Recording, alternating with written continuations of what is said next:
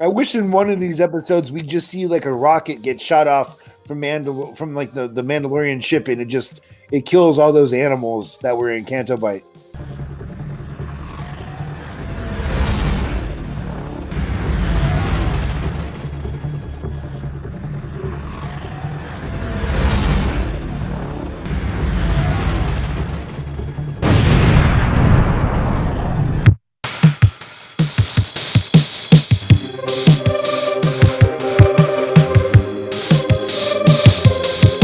I fucking loved it.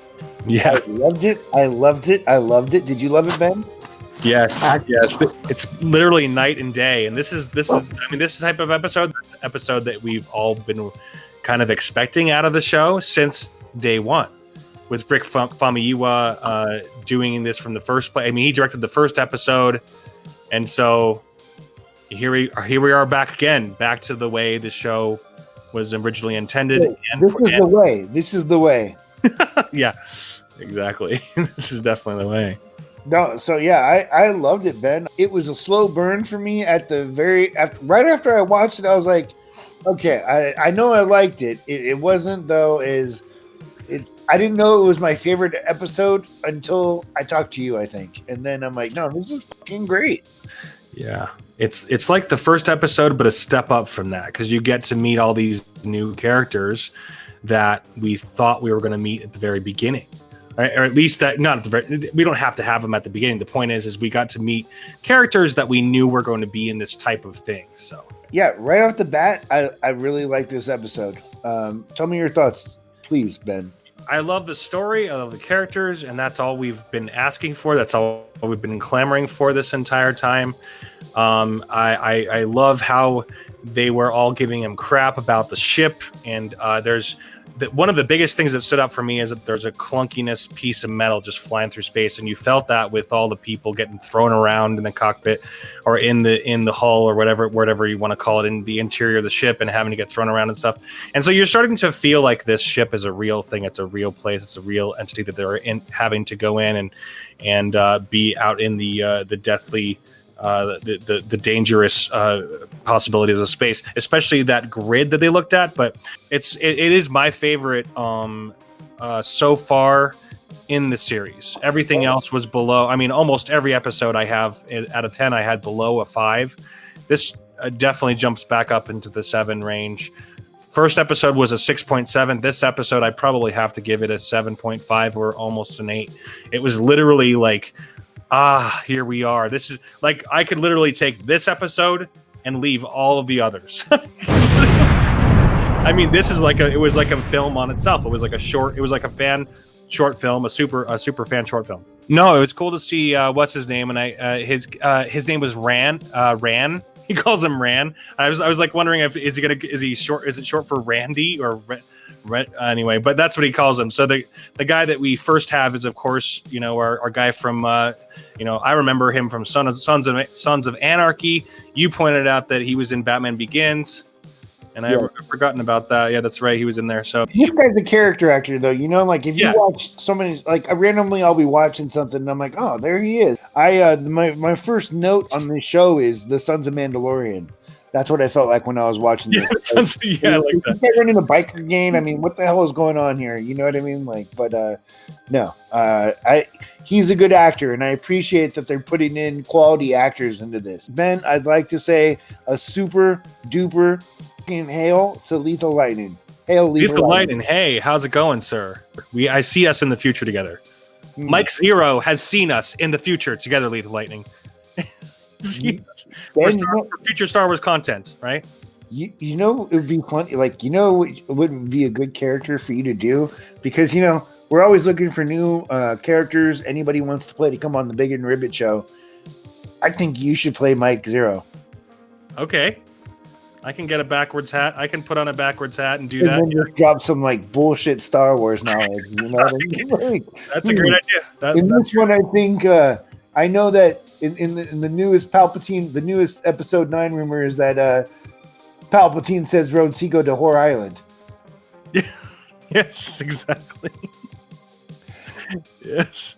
Lethal Lightning says Bill Burr. Exactly. He He was one of my favorite actors. The first time I ever saw him was in Breaking Bad.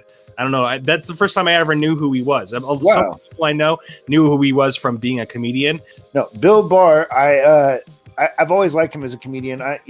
He's in my top, maybe 10 comedians of all time, Ben. But he does this TV series on Netflix called F is for Family. Have you seen that? Yeah, I've seen. That's right. I've only seen like the first 5 episodes. Oh man, it gets better even. Okay. It's so incredible. It's so incredible. It's such a well-made cartoon. Lethal Lightning. If you haven't seen that, bro, it's right up your alley. Oh, and hail to DBS. Hi guys. Yeah, had a little bit of difficulty down here. Hey, Lethal Lightning is saying, have you seen F is for Family? Yeah, I've seen F is for Family, Lethal, and it is so amazing, bro. That's funny that you were just telling him about it and he was telling you about it. That was funny. Great pimp minds think alike. Yeah, that was great. That's a great moment. But yeah, so that's actually funny that Lethal, if you're still here, what did you think of Dave Filoni being in this episode? Yeah. Oh, I was watching it with Ben. I was watching with you guys, and we were like, "Was that Dave Filoni? Was that Dave Filoni?" I don't know,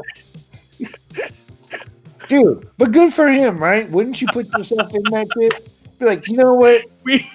Get me in an X-wing, and they're like, "But Dave, you're too fat to get in the cockpit." Like, shut up, bitch. You just make that expand that X-wing. You know what I mean?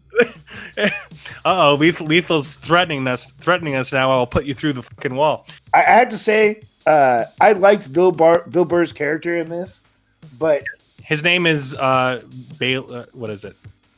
His name could have been Mayfeld. Bald-headed, pasty white guy from Boston. Because he was Bill Burr. It was like, oh, it's Bill Burr in space. It was entertaining, and I liked his character, to be honest with you. But I kept thinking, I'm watching Bill Burr. Yeah, he was definitely one of the best parts of the episode. But yeah, he's still Bill Burr. We pointed out the moment where he's making fun of the guy's clothes. Matching nice shoes, eh? And matching belt. Yeah, that was funny. And then a second later, he's like, what does he say? He says, he's going mafioso. He's going into the mafioso speak there for a minute. Our well-dressed friend. We get introduced to the red dude, the demon guy, who looks like one of the guys from the bar at Tatooine, right? He also came out on Richard Pryor's Star Wars bar special. What, did he broke some crack on his face? What happened? No, he scared Richard Pryor. He wanted to order a drink, and the way he was talking, Richard Pryor's like, "Hey, that guy's the devil." He goes, "I know the devil when I see it."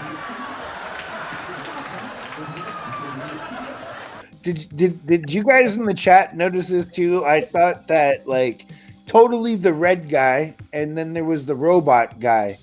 I thought that they were totally Hellboy and the Fish Boy. Yes, Hellboy. That's a good dude. That is an amazing point. I hadn't thought of that until when you point that out. That's perfect. Yeah, it's so true.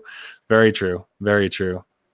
Yeah, he was totally Hellboy. They made him into Hellboy in this. I'm surprised they didn't have the big ass gun. Yeah. And they had the moment where this was way on the nose. They're talking about being a sharpshooter, and Mando was talking about it was just target practice. That was a long time ago, and it's and then he's like, and then they're like, oh, he used to be Imperials. That's not saying much. And Bill Burr's character says, I wasn't a stormtrooper, wise ass. It's like that was way too on the nose, but it was pretty funny. You're right. It was way too on the nose, and at the same time, that's another part in the film in the show where I was like, oh wow, that's Bill Burr. Are we in fucking Boston? It's the same reason that the woman who sounded like she was a Jewish woman from Jersey, working in the restaurants in the episode where they go to Feminist Island. Yes. And then there is the moment where Mayfeld says, looks like a Canto Bight slot machine. He's talking about the Razor Crest. He's talking about the ship, and that took me out more than the Bill Burr, because then I thought, fuck Rose Tico. Because it brings you several steps. I wish I wish in one of these episodes we just see like a rocket get shot off from like the Mandalorian ship, and it kills all those animals that were in Canto Bight.